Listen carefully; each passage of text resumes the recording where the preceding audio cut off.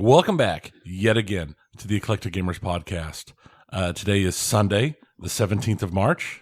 This is episode 215. My name is Tony. I am Dennis, and we're about to leave TPF. We're in the hotel room getting our recording done, so hopefully the audio is okay.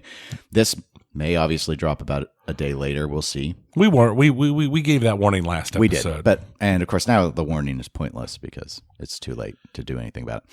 But thanks to our supporters on patreon.com/eclectic_gamers, we always do try and focus very explicitly at this point on covering all the games that we haven't yet had a chance to play, try and get in line on all the new commercially made stuff. But before diving into that, I wanted to note that one news item that I saw, Dutch Pinball, makers of the Big Lebowski, have finally completed all of their early achiever, I think was the name of the category, all the pre-orders from years and years ago. And when that was all happening, we did not think that company was going to survive. No, I didn't think it would happen. And they have caught it all the way up. Selling only that one game, which is shocking to me, but they've done it. So congratulations to Dutch Pinball. Yeah, I'm impressed. I did not expect it. Yeah. We were incorrect. Maybe not the first time, but perhaps the last. Nah, probably not. Probably not. Okay. So in terms of Texas, I wanted to go ahead and we'll just go over I think last year, we were able to do the show after we got back and we put together because we weren't recording at the event. And we right. Because it was in between episodes last time. Right. So this isn't going to be that structured. Apologies, but hopefully you guys get some fun details out of stuff. So I wanted to go ahead though and open with homebrew. We don't normally really cover homebrew because it's not commercial, so people aren't buying it.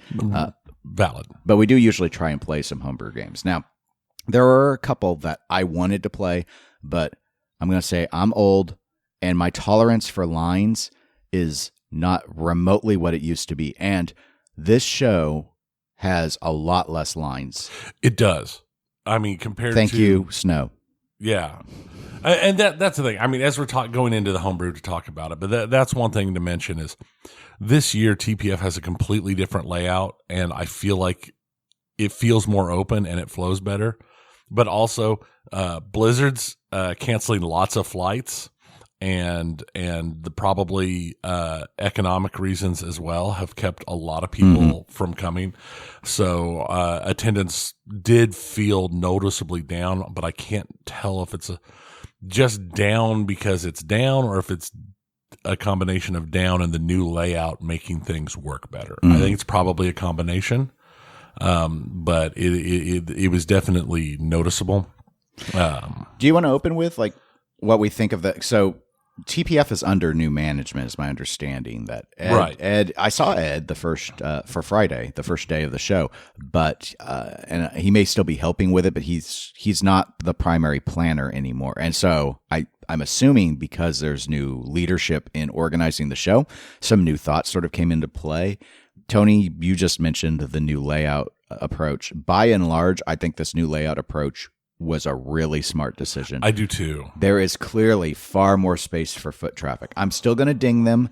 Same thing for last year. They're doing too many of the like daisy pedal hub style brand new games at the entranceway. Yeah, the entranceway is a little tight. It creates a slight bottleneck. Yes. So last year they did that with Pulp Fictions, and it was hard to get in the room because Pulp Fiction was so in demand and the lines were so long for it that it was just a struggle to actually get into the actual conference space.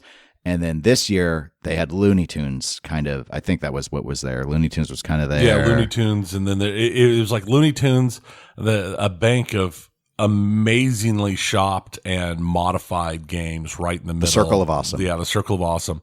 And then a company with a bunch of games and stuff they were selling just to the other side. So I guess in terms of layout, that's my only criticism is I wish that I'm fine with that approach. It works really well over in the Marco booth to do the hub style. It just needs to be further away from wherever they want to use as an entrance because they're not using the entrance they used to use. Right. They're using the center entrance on that west wall. I think the big thing was just if they could have arranged it so the Circle of Awesome was another 5 feet deeper into the space, it might have opened that area up enough to have been okay. Yeah, I think so. It was just close enough to the door.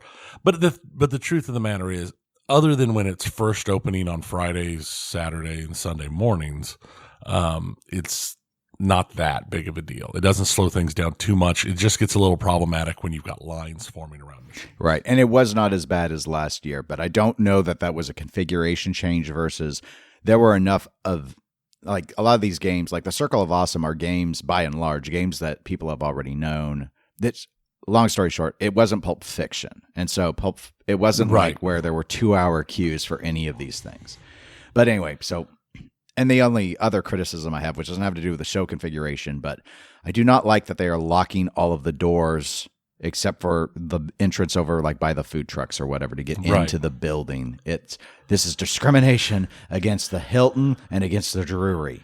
We're having to walk a lot further, and then we have to loop back down the hall towards where our hotels were because the entrance is no longer on that end by those food trucks. That I did find that annoying, especially because... Honestly, I think this was the rainiest TPF we've ever been to. It easily is. I mean, because it was basically all day. It's rained every single day. Yeah, we lucked out on not getting hit with any really bad weather. Yes, it all missed. It was just west of us. We could see it out the hotel room window. Also, we're from Kansas, so we're used to thunderstorms, and we know tornado sirens and stuff. What I'm not used to is tornado sirens going off when there's no tornado.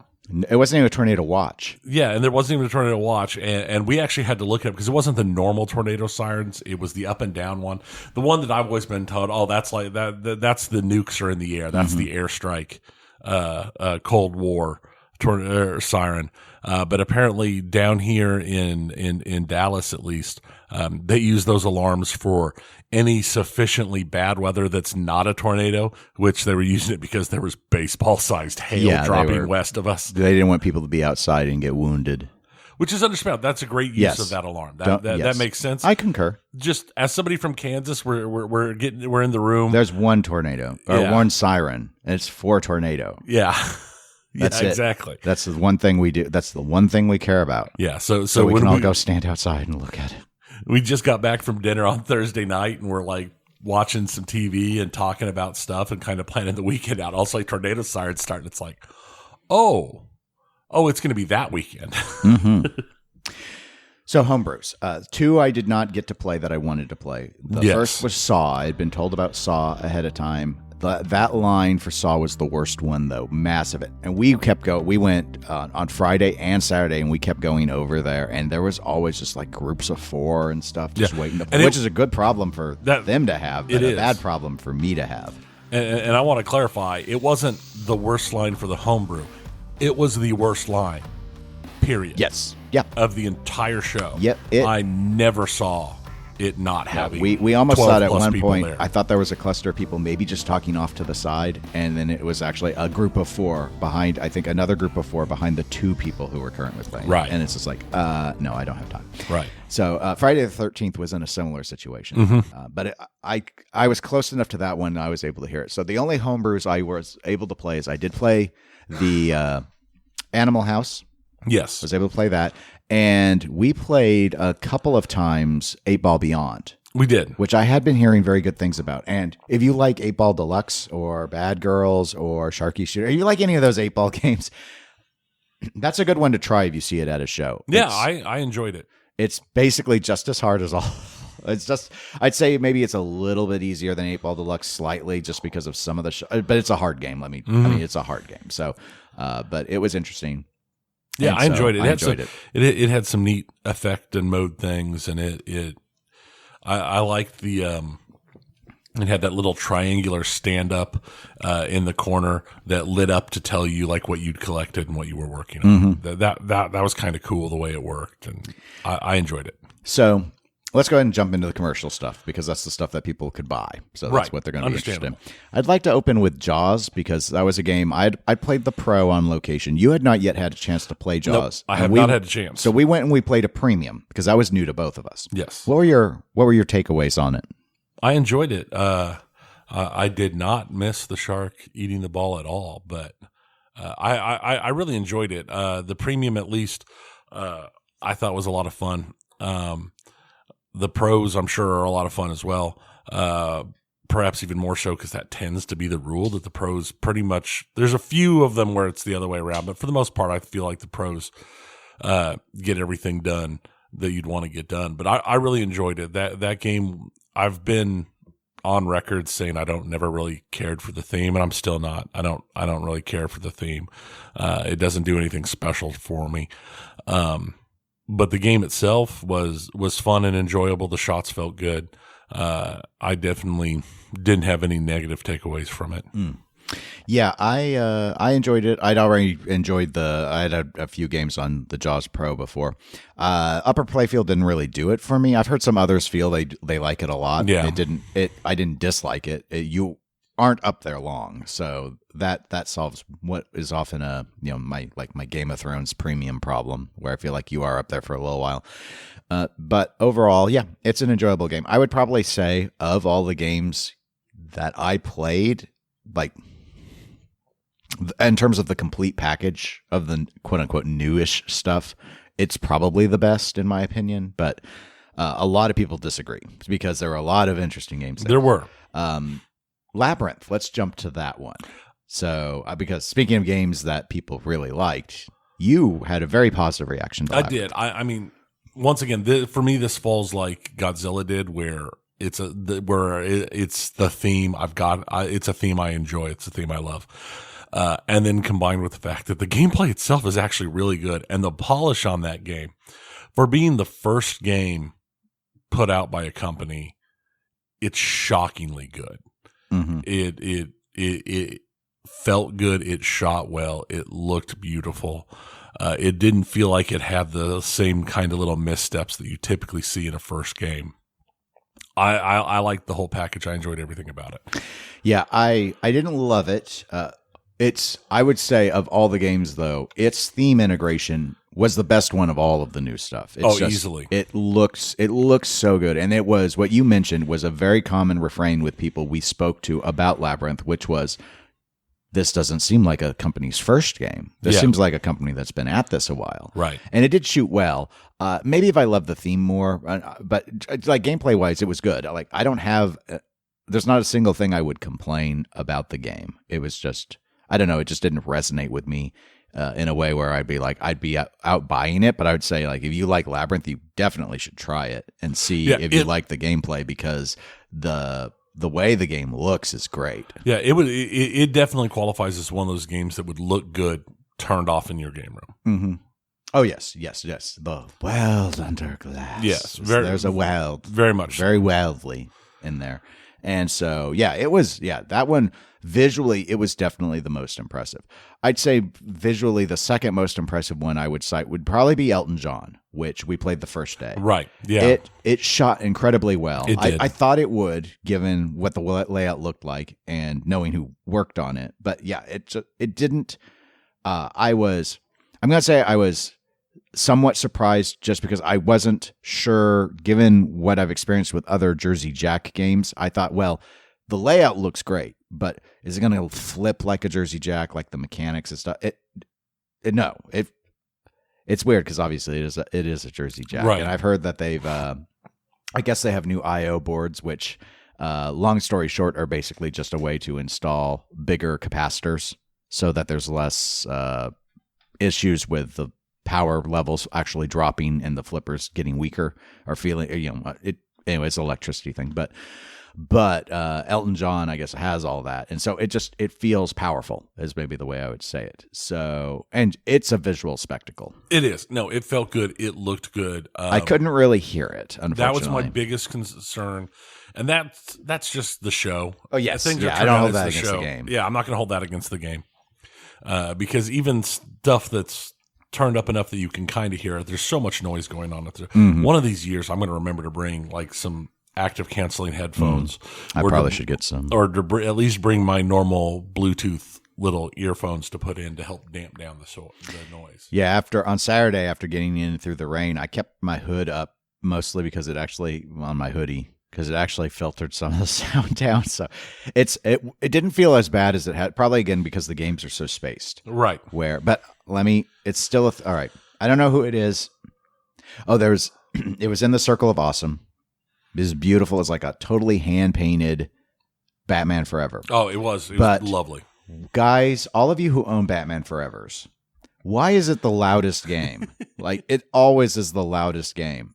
I always hear Batman Forever. It's like, it was louder. I guess there was a TNA at the show. I never actually saw it, but normally I could hear TNA. But I think Batman Forever canceled it out because Batman Forever is the loudest game. We were standing in line for Looney Tunes. And yes. We picked the wrong line. We picked the Looney Tunes line because we didn't know. He was so unassuming. We didn't know. Guys just sitting their hands in his jacket pocket. Yeah. We walked up and okay, there's one guy who's on ball 2. He's playing Looney Tunes. All right, cool. And then there's another single guy behind him. Cool. We'll stand behind that guy. I did not realize we were standing behind like a top 5% player. Because his ball 1 lasted like the length of our first 4 balls put together. And it just got bad. I mean, not bad. I mean, it was fine. It was just one of those where you're in line. You're like, oh, it's like choosing what you think is going to be the short line at the grocery store. Yeah. And then it turns out grandma's trying to write her check, but she forgot her glasses and she can't read and she can't spell her own name anymore. So it turned into a much longer thing, but we were also the closest one to that Batman Forever. And we had problems talking because Batman Forever was so loud. Yeah. So you brought up Looney Tunes. What'd you think of that when we did finally get to play it? I mean, I was much happier with it than I was Scooby-Doo. I did not go in expecting anything special. I've not been very happy with any of the spooky games lately. But I actually didn't have any problems with like huge problems with Looney Tunes. It didn't have any of the things that annoyed me like Scooby-Doo did. It shot all right. It was. It's not my best in show, but it is much better than I expected it to be. I did like how straightforward it seemed to be, and it just seemed like you do these shots, you get your mode. I don't know. It seemed pretty intuitive. Maybe would be the way I would phrase it. It looks good. Like the art package and all of that looks really, really nice if you're into Looney Tunes. Layout wise, this is a forgiving player. Very I would much. say. I was not like the person in front of us. I think I came up about 40 million points short of where his score was. I did feel like I had a very long game. And I note that in particular when it's the first time I've played a game. Now, I had that experience it wasn't as bad as my Scooby-Doo experience with Spooky last TPF, where I was like, maybe I should just deliberately drain. There is a lot of people behind me. But that's the lower part of the playfield. I never got comfortable with, and I remember you on Looney Tunes had noted, you never really got comfortable with where the shots were on the flippers. I did on the lower, but not the upper 2 flippers. Well, and we have to be honest that saying all of that, halfway through ball 2, the upper flippers on the Looney Tunes we were playing failed. No, that was on Texas Chainsaw. It's the same layout. Because I was gonna jump to that and say we weren't sure we were gonna play Texas because the lines were all so long on that, and it's the same layout. But the on Saturday the lines were not bad on Texas Chainsaw when we went to it, so we did get in line and we played it. And I would note, I've seen Texas Chainsaw Massacre. You got to be a hardcore fan. Like the art is better on Looney Tunes by far. Just being, it is. I don't care about either of these things, but just the art is so much nicer on Looney Tunes. I don't just mean like in a creepy way. I just mean like, oh yeah, you're looking at like ground beef and stuff with Texas, which fits the theme. It's just Looney Tunes. I just feel has a more visually appealing art package. However, I did find the rules seemed a lot more complicated on Texas Chainsaw, and it's 2 different rules teams. That was the one thing that was making me think maybe I should play both, but I wasn't sure I'd get in deep enough to really feel a difference in the rules. But there seemed to be like, do you want to, choose Grandpa or choose, or choose Leatherface or whatnot. And like, it was, and it just felt like it changed things up. Looney Tunes seemed very like 90s rules straightforward, and Texas Chainsaw seemed much more, let's use all these particular things and get this stuff going. And Joel Engelberth from Triple Drain Pinball Podcast we were playing with him on Texas. And so he's played this before. So he's got like, oh yeah, these are these little tricks on the rules and stuff that Ben Heck has programmed into it. But as you noted, we ran into a flipper option. Now, it actually hit me first. So actually, Joel was over talking to us. He had come up to us while we were playing. So we were in a 2-player game, and I was player 1. And I started a mode. I don't remember what mode. It doesn't matter. The upper flippers were no longer flipping. I thought that was the mode because they were working up until that point, and I hadn't noticed them cut out before the mode started. So anyway, I failed the mode. I drained. I'm out. Tony goes up, and I'm talking to Joel, and then I look over, and Tony's flipping, but his upper flippers aren't moving at all, and so yes, and some of those shots really need those upper flippers to work. Because that was because when I started with that ball, I'm playing, and it's like I was flipping up here a little bit ago, and they're just gone now. Now I don't know if this was the Spooky's reputation for build quality and a build thing happened, or if it was a software thing that happened, because someone else had told me that there are a lot of modes that got put in time for TPF, but they weren't really tested. That wasn't someone with a company, but someone who purportedly talked to someone on the programming team, so who I believe. So given that, it unfortunately that didn't leave terrible impression, but it kind of left the stereotypical impression of, oh yes, it's a Spooky, it's not going to work right. Right. Yeah, and I will say, out of the two, I don't think I'd ever buy a Texas Chainsaw Massacre. No, I mean, the one thing is the ideas behind in a homeowner environment. I think I might have more fun with Texas rules, and that would probably be enough. On location, I would easily say get a Looney Tunes if you're going to get one of these two. And like for competitive reasons, I would rather. I'm at the point. This is where the Travis Murrays of the world will disagree, and they'll be like, you just need to, if you want to be committed, and learn all this, and then do it, and learn all this. It's not that hard. But sometimes I just like being able to walk up and easily understand a game and do that. And I'm not. In the home setting, totally different. I'm all for let me memorize when I need to add in tank multi-ball and Godzilla, and let's get the ramp ready and go into Gigan so I can ramp out and also stack my jets and hopefully have Rodan and 2x. Like, okay, in the home environment, sure, I'll nerd out like that. When I want to go and play on location, I'm kind of like, I want 90s rules. So that's sort of where Looney Tunes is for me. Looney Tunes is 90 rules. Texas is modern rules, but Looney is a much better looking game in general. So So again, it kind of depends what you're going for as a collector.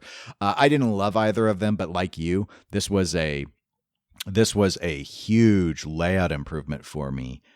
This is the best layout out of Spooky since Alice Cooper, I think. Yeah, I think that's safe to say. I mean, you might be able to argue maybe Rick and Morty. Rick and Morty's, I don't know. Rick and Morty's clunky.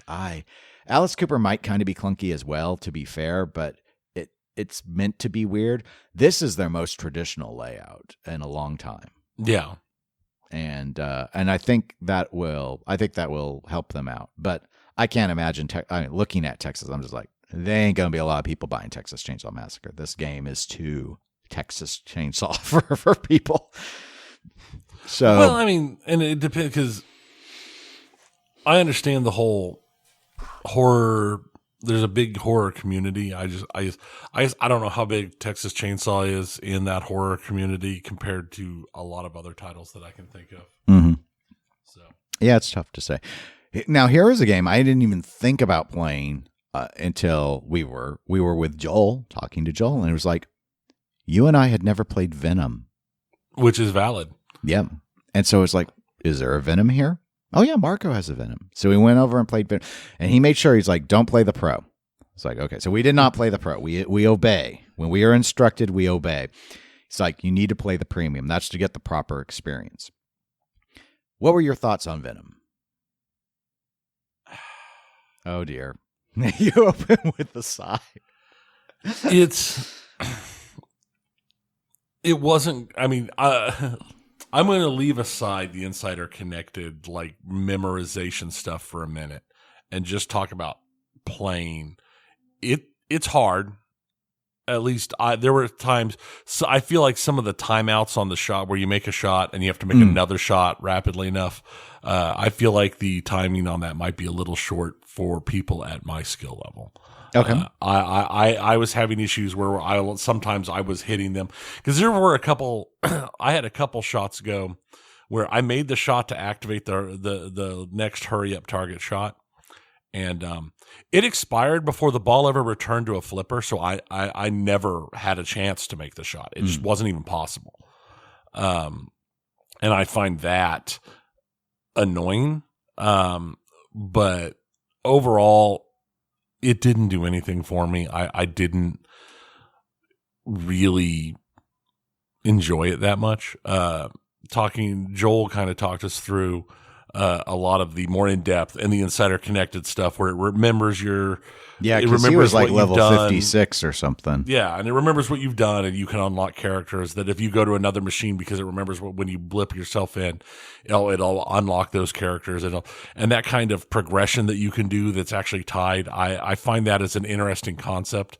And I can see where that could make some changes and make the game more fun. Except for I could also see where it could make the game much more annoying when you're playing in a group setting, because you're like, oh, look at all this cool stuff I'm doing and all these giant things, all these cool characters. He was Symbiote Hulk. He could smash. Yeah, and then you're like, I've got nothing special. But I mean, that's neither really here or there. I mean, that just depends. Everyone's going to be a little different on that one. I did think it was interesting. He was saying that as you play the game and you're scanned in and you get more experienced, the game actually gets harder.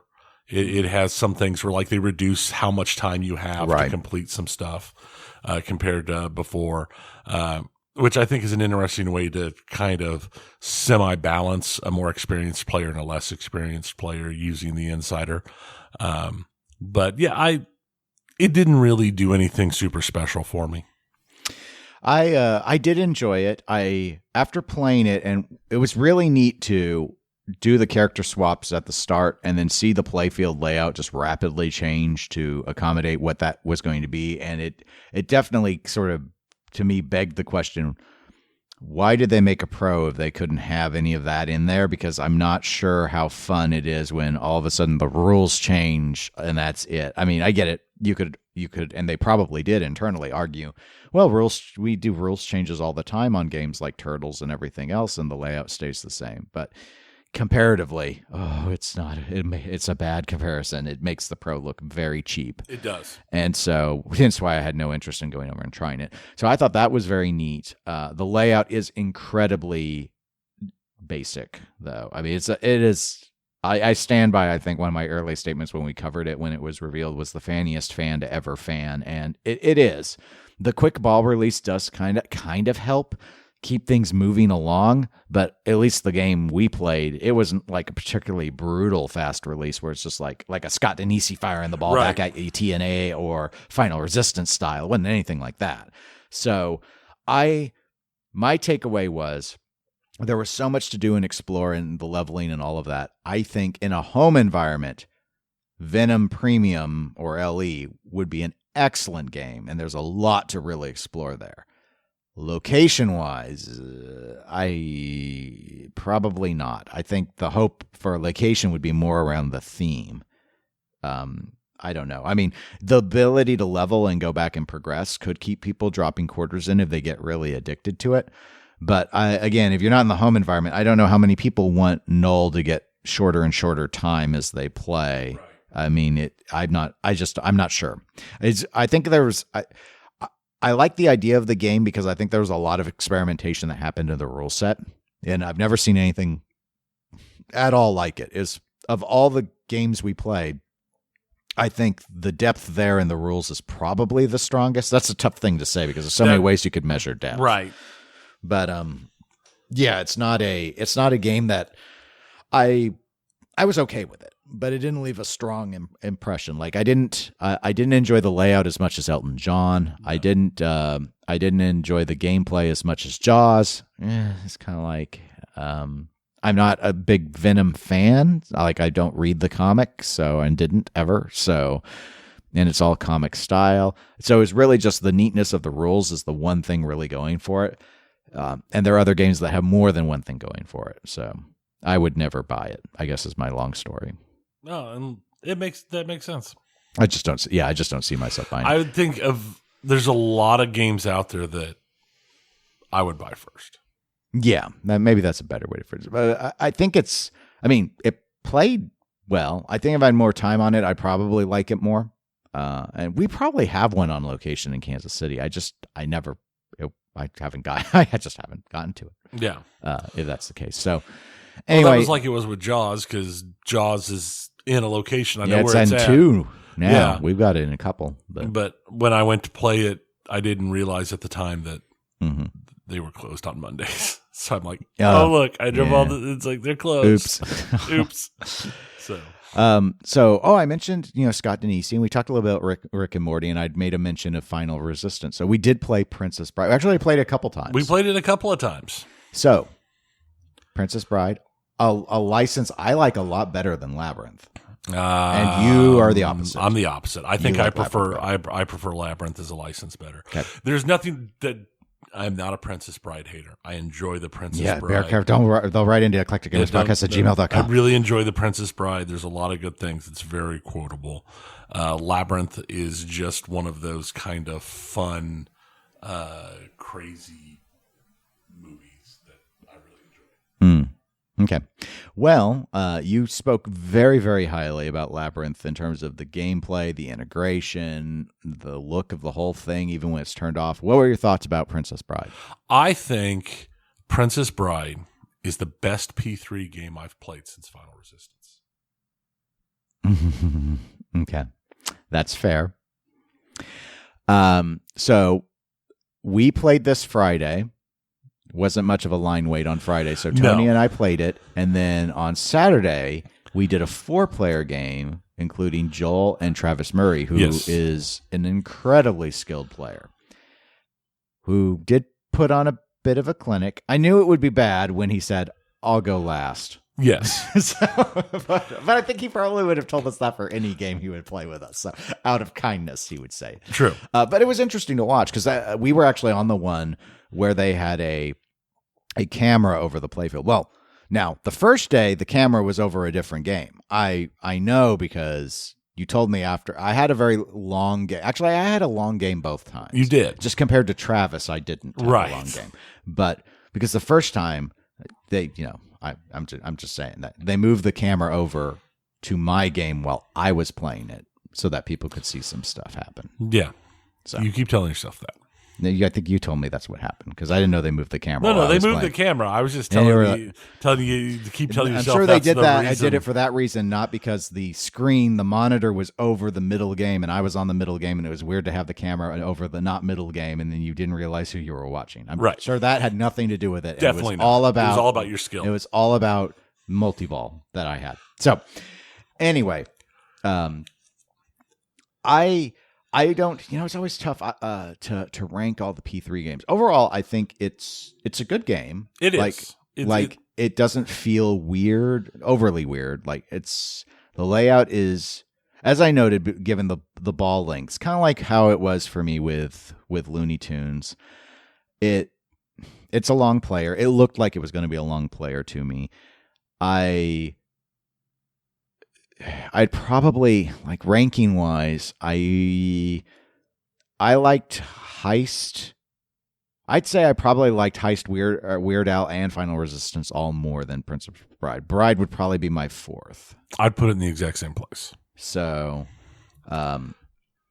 given all that, it seemed pretty approachable in terms of like the lighting telling you kind of the shots to do. The screen, it has, very descriptive. I mean, they have that big monitor, so they're able to do a lot of descriptive stuff.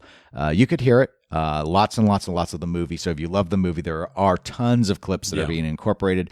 The whole integration is really, really good. It is.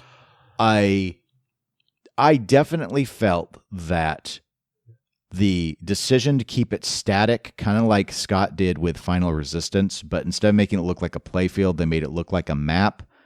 it felt like there wasn't a lot that screen was doing aside from showing you movie clips and then having a book with the rules pop up. It felt like they really didn't lean into the display. And maybe that given the reaction to Final Resistance, I think I get why they did it. It makes sense, except but they chose not to make it look like a play field. Which I think hurt it. And it's fine. You don't really... The thing that it did to me is it called out just how unimportant the first 2/3 of the playfield are on it, because it's just a massive display of the movie and a massive display of the rules, and everything else is just kind of, I mean, there's not much else to see until you get to the module, and then the module was attractive. It actually looked a lot better to me than it did in the photos. Yeah, I think in person it looks better, and they did do some interesting things with it overall. It does have the P3 issue that I've had with every P3 game I've ever played, which is with the little triple button on the side using multiples. They always feel, I have big hands, but it still feels too spaced out for me. Like I have to reach for it. But I think that's something that I could get over if I played one a lot more. Probably I'd probably get used to it. But I'm definitely having the top and bottom flippers on different buttons. I would have to get used to it. I wasn't a fan, but I'm not willing to like super down check it because it's something that you could use. I mean, it's always been the case for them, and as I believe has been noted by them repeatedly, you can go into the settings and configure it so that one button will flip the flippers, all the flippers, though they won't stage flip. These aren't leaf switched in that way. So it kind of is like, well, if you're in a blocking your shot because you're flipping and not getting the hand off the button quick enough. Yeah. The button thing, that's been true for all of them. I quit using the top. I don't like how I have to hold my hands because I do middle finger flip normally, which if that's not your default, it's gotta be really hard. I guess you go into the settings and see if you can just reassign the buttons or something, because the way it's set up, your index fingers need to be the upper flippers and your middle fingers need to be the lower flippers. Right. And the second time I played it, I was just like, I'm not going to use the upper flippers, period. Yeah. Well, and in this game, to be fair, my score is even higher. I mean, there's one shot on the right that Joel pointed out to me that I'm not sure you can make from the lower left flipper, that you might need the upper left flipper. That was the only shot that really stood out that you could not, possibly could not access from the lower flippers. Now, they did do something interesting that we saw, thanks to Travis, in the Princess Bride movie. There's the whole sword fight scene where they start off left-handed, switch to right-handed, all that stuff. And they did do an interesting thing where in that mode, when it was left-handed, you controlled the flippers with just your left hand. The main button operated the left flipper. What was the left upper flipper operated the right lower flipper. And then it switched to the other side. Yeah. And that is an interesting integration. And I thought that was neat. And there was no way I would successfully be able to play like that. It would totally destroy me. And Travis was absolutely schooling us in how to play doing that. When he's using one hand to do tap passes and stuff, and I'm just sitting here going, so that's what practice looks like. That's what practice looks like. Yeah, exactly. Oh, so this is what skill lets you do. Wow. Yeah, when I saw, now I do want to know, excellent theme. That's an excellent theme integration. Oh, that is amazing. So I don't want to downplay it but did we not see that on Oktoberfest? They set it up so that there was I think it was just on the left-hand side. They had the extra button in their instance because it was Oktoberfest. So you could have a beer in one hand and play pinball in the other. So I'm just kind of like, I've seen it before, but not integrated in a logical way. That was just a weird Oktoberfest thing. That being said, it amused me because I think he was just concentrating, but Travis's face, because I think Colin was who was one of the guys who worked on the game, was explaining like what was going on and how the mode was working. It was hard to hear, but I was kind of hearing that. But Travis's face was kind of gave me the impression of, oh, one-handed play, how quaint. Yeah. What's next? Card tricks. just as you noted, it was just like whatever. Yeah. It was 100% like taken to school. Just like, okay, so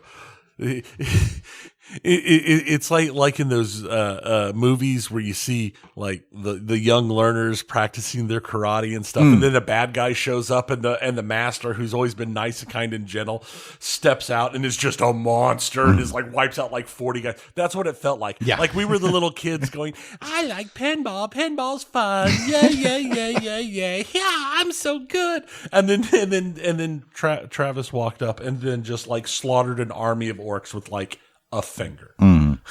That's what it felt like. And it was awesome. I had a ton of fun. We got to see a lot of things with that game that I can 100% guarantee we wouldn't have seen just you and me playing. Oh, yes. No, that's the nice thing about playing with someone who's a top 100 player. Yes. So, they have such a high ceiling. Speaking of high ceilings, we did play Ninja Eclipse. We did. This was our first time. It was a whitewood last TPF. And I remember walking up and looking at it and saying, I will not play this in this state. It will leave a terrible impression on me. I want to see it further along. And I heard that it was at Expo last year and it was further along and there was a lot of feedback, which from hearing from others was listened to and changes were made, and so we got to try it. And you know what? They have something there. They do. It's still. This is Turner Pinball, by the way. Yeah. Ninja Eclipse, their first game. They bought a lot of the Deep Root assets. Right.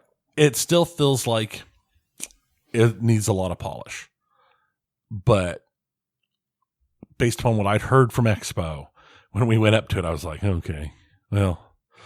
It's here. We'll play it. Let's see. But it actually had a couple shots that I really enjoyed. It had some really interesting ideas. And I can see a lot of potential from it. And based upon what I'd heard from Expo to now, they've already made a significant amount of changes. Right. It was, I think, again, this is very subjective, but that's why you listen to us.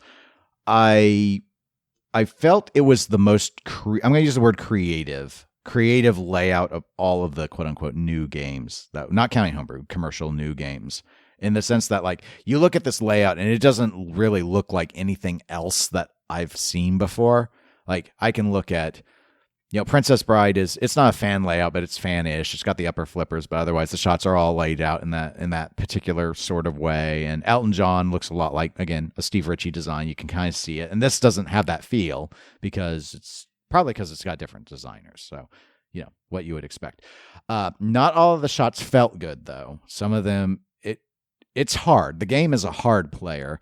It's got like a scoop firing to a scoop thing that's really like neat visually. But again, that sort of thing, I like seeing it the first time, but it gives me kind of like Flight 2000 vibes, where do we want a fourth of the game dedicated to this like intricate ball lock system, which is visually very satisfying and then very time consuming as you go. We played a Flight 2000 and I don't know how many times I fired off that thing without it being ready for multi-ball. I think 6, but yeah, it, like as a concept, sometimes like that freshness to it, I think that's going to be really appealing to a lot of people. And one of the guys who was working on the game did come up and talk to us while we were playing and a little bit afterwards, sort of explain. Like I was also hearing them sometimes talk with other people about how it's like, well, this is something we did because, and this rule set because we think this would be like how a ninja would respond to this. Or we're trying to like make you feel like you're being a ninja with certain decisions, like certain shots need to be really precise or really fast, or you need to get past these things and go for these particular shots. And it's like, so they're really trying to integrate the theme. The struggle, of course, is Ninja Eclipse is not a good theme. Because it's not licensed. And I gotta hold them to the same standard I hold everyone else. Right. It's like, as a startup company, and I didn't hear this from Turner, who I saw him around. I didn't talk with him myself, but I think I've talked to others who talked to him, and there's been a lot of because he's got like the Deep Root stuff. He's got like, I think the Deep Root licenses are the assets, including the games they were working on. And some people have asked, why aren't you doing one of those things? Like, why aren't you doing like hypothetical, like food truck or whatever? And he's like, I I want to show that we can do this, not like riding on what coattails were still left from Deep Root. Like I wanted the tech and stuff they had, but I don't want to be known for just like using something that there was some hype for out of them to launch the company. And I get that. I get that. But I don't even think that, but that's not this. What the problem is when you're new and you're trying to get people to trust you as a company, getting hype for the game is the hardest thing. And the pricing, I think, on this game is now in a realm where I think it's priced around a Stern Pro. They changed the pricing. Yeah. So they adjusted that based off the feedback. So there's an opportunity there to be very competitive. It's going to be really hard with an unlicensed thing. And ninjas are generically popular, or they were with people, but I don't know that they are with pinball people. It's just kind of like I just don't think it's pinball people are more pirate people. Yeah, that's probably the thing. Ninjas versus pirates might have been, because at least then people might think you were associated with the video game. I think there are more than one. None of them I don't think were any good either, though.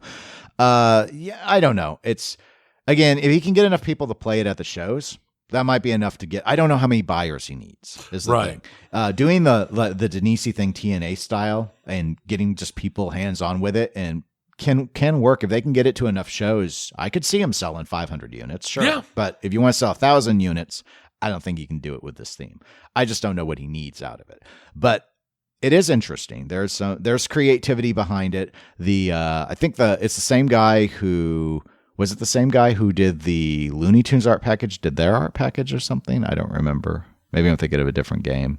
The guy, they said he did an art. I don't remember which art package. But it's not his first art package. Right. So it's different. The game is different. But we did have an issue. Like we did. So when I was playing, I put the ball in the scoop, in a scoop, and then the game just sat there. And then I'm like, okay, I took my hands off of it. I shook it a little bit, didn't do anything. So I'm like, all right, we'll just wait for ball search. I'm not sure there was a ball search. Guy came up and turned off the game and turned it back on and said that it wasn't the switch, that it's a software thing. And they were, making notes and all that. So it's not in finished state yet. No. Even though it, like, visually they had art on the playfield and all that. But as unlicensed, like, if you're going to do an unlicensed theme, this one was definitely better than some barbecue, which I think is the last new game that we haven't covered. I believe so. When we went in on Friday, we were able to walk right up and play barbecue. We did not run in through the doors. No. There was not a line. We played barbecue more than once. Yes, we did. Because we are fair here on Eclectic Gamers. You and I played it on Friday, and then you and I played it with Joel on Saturday. I'll let you start, Tony, because you're basically a barbecue expert. You've had many different types of barbecue in your life. You've also played a lot of pinball. Yes, that's the nice one. I've led into this saying that I think Ninja Eclipse is a better game. You're right. I think Ninja Eclipse is a better game. I was not impressed by barbecue at all. At all. Was there anything you liked about the barbecue game?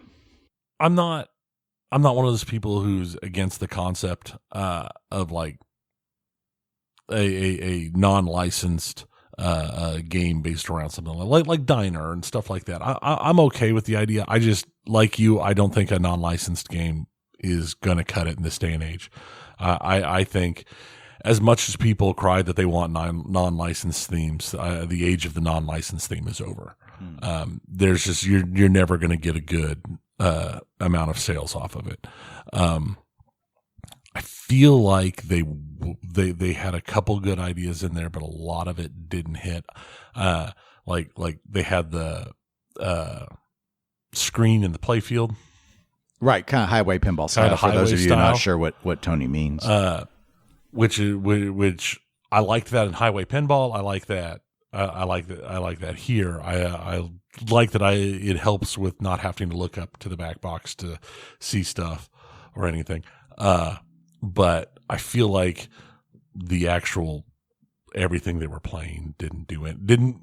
It felt like it was a wasted good idea. I didn't feel like it really added anything in this situation. It's a thing I've seen done in the past and liked how it worked, but here it didn't feel like it added anything.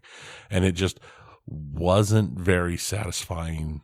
The shots didn't feel very satisfying, and just overall the game didn't really do anything for me. Yeah, I wish I could say something, but all right.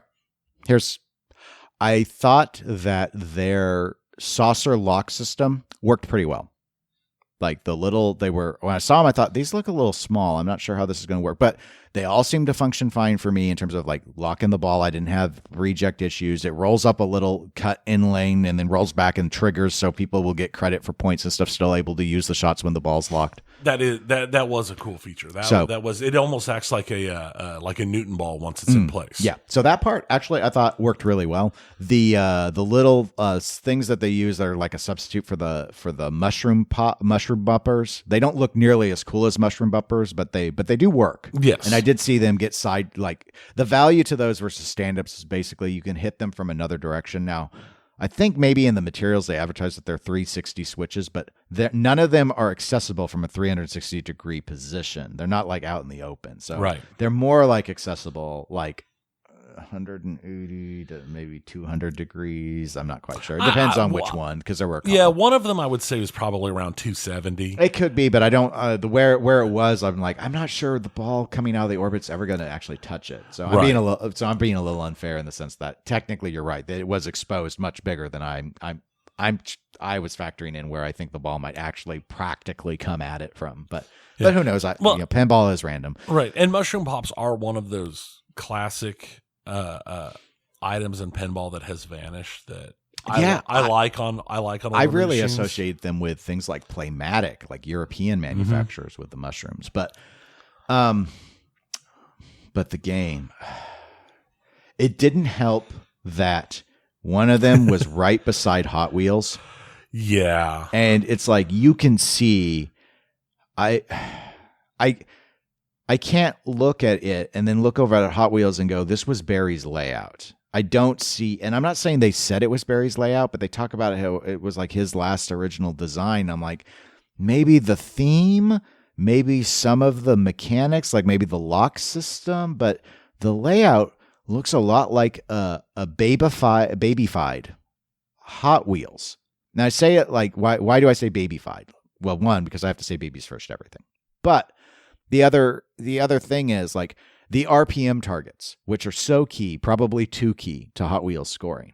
They are, because we went and played Hot Wheels later in the show. They're stacked where the R is further up and then there's the P and the M. They're actually kind of hard to hit all of those. Now those are replaced with the pit bank, which are just simple, easy shot, straight line. Yeah. So I didn't know that Hot Wheels needed to be easier, but like there was that decision. They don't have the VUC that does the little Hot Wheels ramp up onto the little track that shoots onto the ramp that then feeds to the left flipper on barbecue, which, okay, it wouldn't make sense there, but I think it was to accommodate some of their other stuff. So it's sort of like the back center is different, a little different. Otherwise, it feels very, very, very samey. So you don't necessarily, if you've played Hot Wheels, you're probably, if you come up to this, it's not going to be like Texas Chainsaw layout versus Looney Tunes layout, which are the same layouts with just different rule sets. It's more than that, but it's not much more. Or that was my impression. Is they share a lot of DNA. I forgot. We actually played this game 3 times. The first time, so the first 2 games we played on the same machine, which I had a very long ball, and then I had a very long game. The long ball, the game reset after my ball drained. Right. It rebooted. Yeah, it just turned off. It turned off and it did a reboot. And I was like, okay, that's not a good sign. The third game we played, second full game, was on a different machine, which did seem to be set up harder. At least I didn't do as well that time. But the shots just kind of feel like I'm either going for saucers or I'm going for ramps. I guess that's about it. It didn't shoot bad. Like it didn't feel overly clunky or anything. It didn't feel inspired. Also, I feel like both machines we played, the flippers felt weak. And that could be show power. That could be show power. That could be, there's a lot of possible reasons for it. It's just, but it does not help make a favorable impression. No, but it was difficult to get up the ramp sometimes. Yeah. Not impossible. Like there were older games there where it was like, this is not playing right. Right. I'm looking over at you, upper flipper on high speed. Yeah. So, couldn't even play that game basically. I think something went wrong with the coil stoppers or the coil sleeve on that game. But the art is not good. It's super not good. I remember the flyer and stuff for the game, and I don't like when I was playing. I can't watch the screen very much other than the little baby screen in the playfield. I didn't like where are all the there's hot rods in the art. They promoted like it's barbecue and hot rods, but everything about the game seems barbecue. Like spell barbecue, which Joel, not to steal Joel's thunder, poor Joel, he could not get past that. When you read the drops on the left, it's QBB from top to bottom. And he's like, why is it not going BBQ? Why is it going QBB? Now, in American Pinball's defense, I sent him a photo of Barracora, and yes, Cora spells down on the right, but where you'd read top down, but Barra is bottom up, and they're not angled. It's like a straight vertical line. So I'm like, it's 50% approved by Barracora. So this is the best I can do. But there's nothing down the right side to spell. Look, that's why I only said 50% approved, because I don't have the other side to argue with the barbecue. It's like, because he's like, who reads from the bottom up on Harkonnens? The Harkonnens do it. Yeah. I told him maybe in Sanskrit. I don't know, because I don't know what. There's probably nothing. I don't know. But anyway, the video screen, the clips of meat cooking. All right, that stuff, and I'm not joking, would have been right at home in the Texas Chainsaw Massacre game. In fact, I think it's creepier than like the ground beef. Like we later played the Texas Chainsaw Massacre, and I'm seeing like the ground beef and the packet thing, and I'm like, they should be doing the barbecue grill thing. That stuff, the juices squirting on the chicken. Tony already is ranting because we started the game, the first two games, and it's going all about like grilled chicken, and he's like, what sort of barbecue is this? Chicken. He was like really judgmental. That was the Kansas City coming out of it. That was the Kansas City.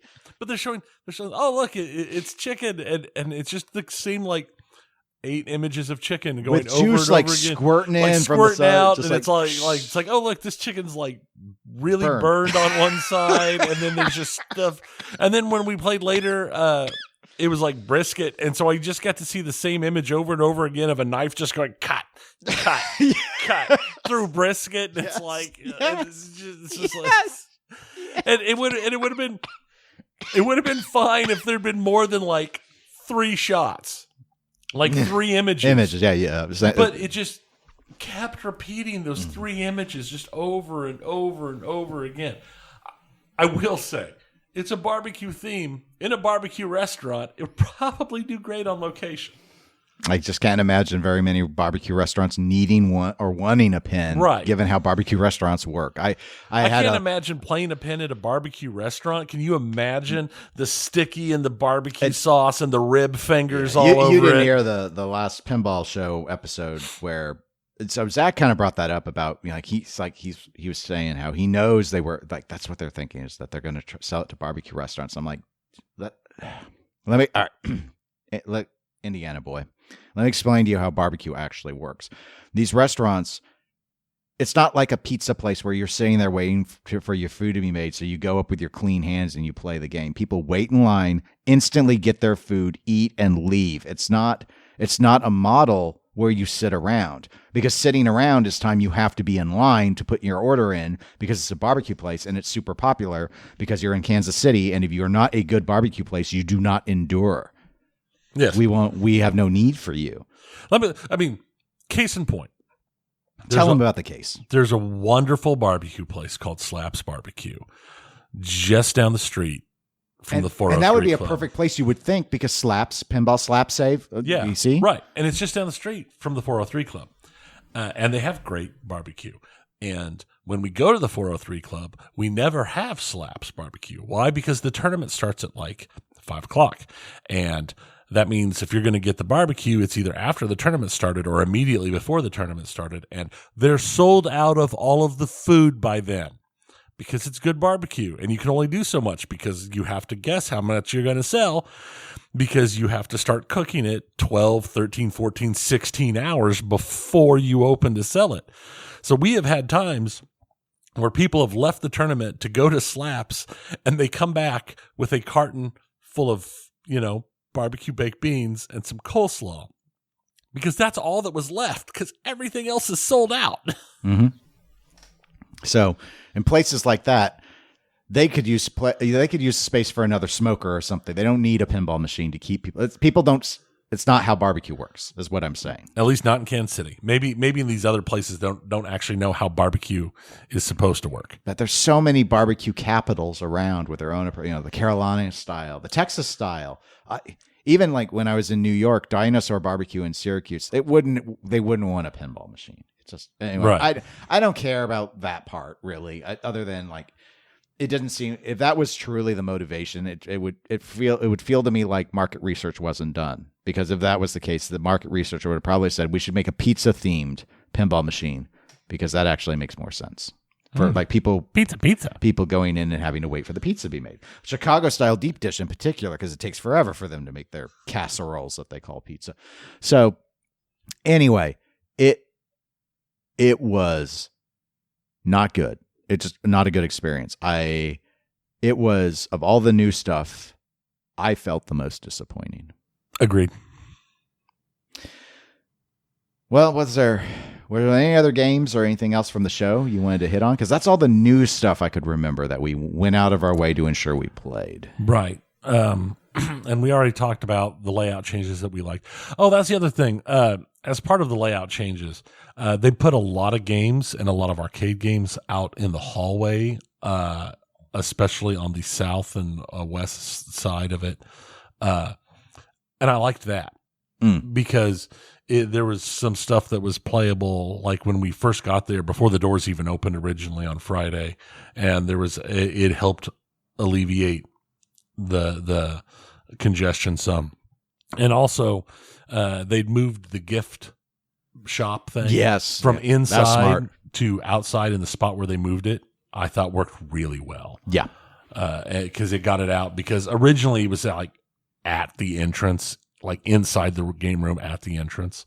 And it was another part of the thing that had kind of slowed entry down. I felt all of that worked a lot better. Mm-hmm. So that was just one thing I'd forgotten about. It felt like there were a lot more vendors this year. Oh, and they did live music, which we didn't stay for.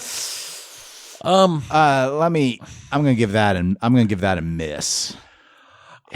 I want to walk out of the game room and it not be loud, and now it's loud everywhere. No, that was on Friday night. They had some live music on Friday night out in the main area, and I can agree with you. It looked like we didn't go to the live music on Saturday night either, but it looked like there was some later on. There was some that was in the seminar room, which might be a better fit for it. Yeah, that's fine. I remember when Scott Denisi DJ'd in the seminar room, and it wasn't bad when you were outside. Like it didn't spell. Like you could choose if you wanted. But I will say on Friday night when we walked in, the people they had playing in the hallway area, I did like it. I like the music, but the music, even the loud music, was fine. Yeah. It's just, and again, this might play back to my needing to get some better ear protection or any ear protection at all, just because. Like you said, coming from being in the room where it's so loud, normally when you walk out in the hallway, it's like, oh, I realize how loud it was in there now, because suddenly it's almost like deafening, and they're deafeningly quiet. But even though there's still a lot of stuff going on, it's just so much quieter. But that's definitely an interesting change that I don't necessarily think is a bad idea. I've been to plenty of conventions that, especially at night, they'll do dance raves and dance parties and DJs and stuff. Yeah, I don't mind them trying stuff. For me, one of my biggest negatives for shows in general is I want to have break. And again, maybe I should just be using noise canceling or some earplugs or something. But I I need breaks from the it's a cacophony of sound, and it starts to grate on me. That's always been true for arcades for me. Yeah. I don't love that sound of all that chaos. Eventually it starts to be a little overwhelming.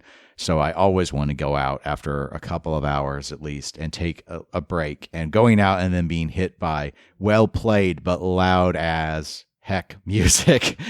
It's just like, no, I was not in the mood to be blasted by more volume outside of that space. Right. So, and to be fair, some of this is subjective because it's all subjective. Well, I mean, yes, it's all subjective, but some of this definitely has to do with, like, Dennis and I. We're young. We joke about us being old men, but it's not that so much as it's just us, like, more old farm guy type stuff, I guess. I don't know. We're very much early to bed, early to rise type people.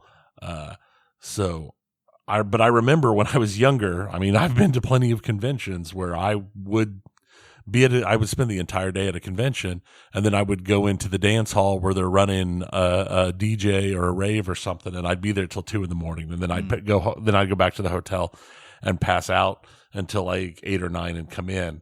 And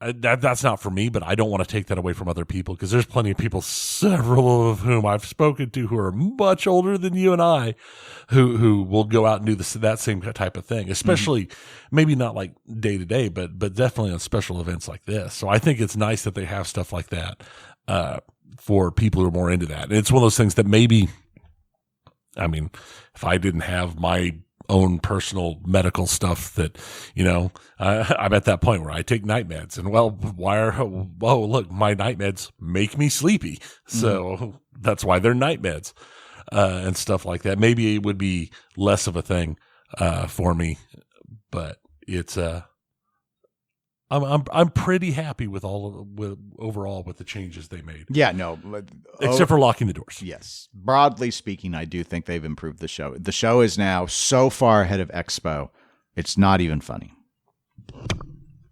So, but people keep saying you need to go to Expo. Everybody wants us to go to Expo. Dennis, it's the industry show. I'm like, they made improvements. I'm like, great. Well, TPF has made improvements now as well, some significant ones. It is the biggest complaint I've ever heard about TPF is it's like 3 people deep to play any game. But I'll tell you what, with the new layout, it's so much easier to walk around. And with Colorado snowstorms, there were plenty of spaces for people to play. Right. There was other than the new stuff, nothing that I recall seeing was more than 1 person deep. And there were plenty of DMD era plus games that we were able to. We walked up to, granted it was Led Zeppelin, but we walked up to Led Zeppelin where it was like, there's no line for Led Zeppelin. I know that doesn't shock anyone, but I'm just saying it was there. There was no line. Yeah, I did not once have to break out my patented, pardon me, I'm not getting fresh, I'm fat, as I tried to squeeze through the barely spread apart groups of people because they were so tight between machines. I bumped into 1 person, and it was out in the hallway. Yeah. And that was it. Not in the game room. So, because normally in the game room, it is a press. Yes. Yeah. So now there was some congestion still around those pinwheels near the doors, but I didn't have to run into anyone. I just had to. Sometimes I have to wait and let some people through. One-way traffic sort of thing where you alternate who gets to go through. But well, that's all I have. I thought it was good. I always enjoy having a vacation though. So yeah, it's nice. I mean, that's to be fair. I could probably just sit in the hotel room and have a good time. Not as good of a time as actually getting to talk to people. We're so thankful for our friends that we meet up with every year. We were very sad because so many of our friends that we normally meet up with couldn't make it this year, which made things very sad. But also we had a chance to talk to several Patreon members, several people who listen to the show, and it's always a joy to talk to you in person and get to meet you. So thank you so much for taking the time to hunt us down and to spend some of your valuable TPF weekend playtime with us. Yeah. Well, if you want to reach out to us, again, you can email us, eclecticgamerspodcast@gmail.com, or you can go to facebook.com/eclecticgamerspodcast. You can support us on Patreon for as low as $1 a month at patreon.com/eclectic_gamers. We're on Twitch and Instagram as eclectic_gamers. I did put a fair number of photos up on the Facebook and the Instagram. Nowhere near everything we did, but a bunch of different ones throughout the day. I tried.